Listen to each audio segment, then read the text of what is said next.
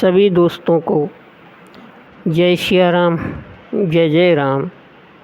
आज हम आपके लिए लेकर आए हैं दशा माता की 9वीं कथा। हम 8 कथाओं का वीडियो पहले डाल चुके हैं। किसी भी बहन को 10 कथाएं एक साथ सुननी हो तो वो हमारा चैनल TG धार्मिक ब्लॉग को सब्सक्राइब करके और 10 कथाओं का एक साथ सुन सकती हैं। एक वृक्ष पर 2 पक्षी नर और मादा रहते थे।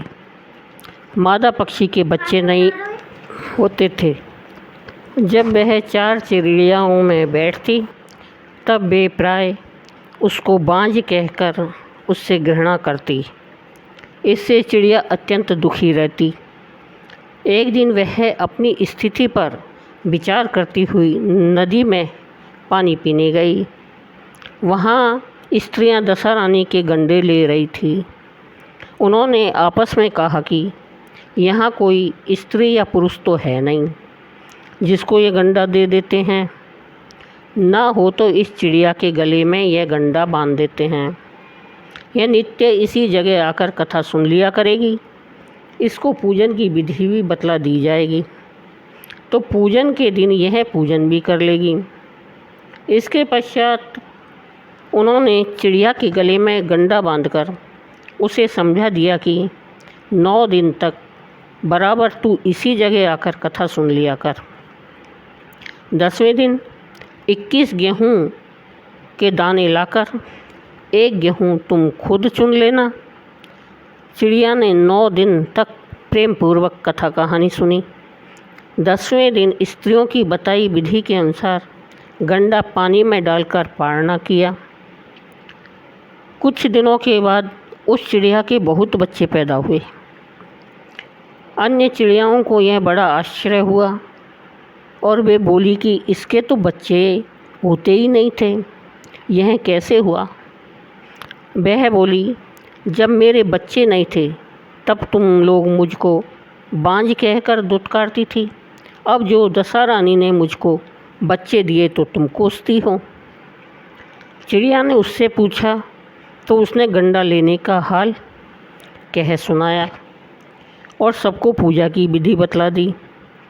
तब तो जंगल की सभी चिड़ियाँ दशा रानी का व्रत करने लगी। 10वें दिन गंडे की पूजा के बाद में पहले दिन की ही कथा कही जाती है।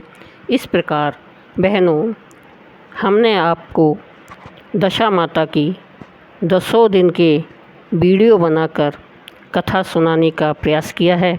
यदि हमारी कथा आपको पसंद आई हो तो चैनल को सब्सक्राइब करें, लाइक करें। बहुत बहुत धन्यवाद। दशा माता के गंडे की 10 दिन की पूजा विधि। चैत्र मास के कृष्ण पक्ष की 10वीं को दशा माता का पूजन एवं व्रत किया जाता है।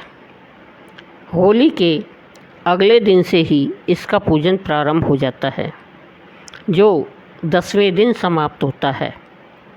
प्रतिदिन प्रातः काल स्त्रियां स्नान आदि करके पूजन की सामग्री लेकर पूजन करती हैं।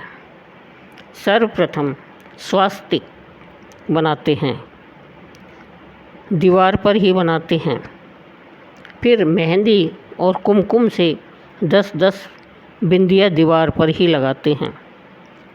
फिर पहले स्वास्तिक के रूप में गणपति जी का और फिर 10 बिंदियों के रूप में दशा माता की रोली, मोली, चावल, सुपारी, धूप, दीप, अगरबत्ती, नैवेद्य से पूजन करते हैं।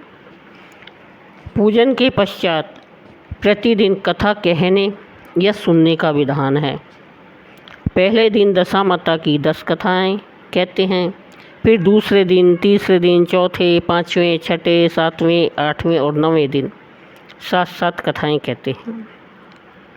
इसके बाद में अंतिम दिन दशा माता की पुनः 10 कथाएं पूजन की पश्चात कही जाती है। इस दिन एक समय भोजन करके व्रत रखने का विधान है। दशा माता का पूजन प्रत्येक स्त्री, विधवा, सुहागिन सबको करना चाहिए, क्योंकि यह पूजन एवं व्रत घर की दशा मतलब स्थिति को सुखी समृद्ध रखने हेतु किया जाता है। पूजन में एक विशेष बात होती है कि एक हल्दी में रंगा गांठे लगा हुआ धागा होता है, जिसको दशा माता की बेल भी कहते हैं। इस बेल को पूजन के समय दशा माता के चढ़ाकर पुनः ले लेते हैं। इसको गले में धारण करने का विधान है। इस वर्ष धारण किया हुआ धागा यानी बेल अगले वर्ष उतार कर और पूजा करके पुनः नई बेल धारण करते हैं।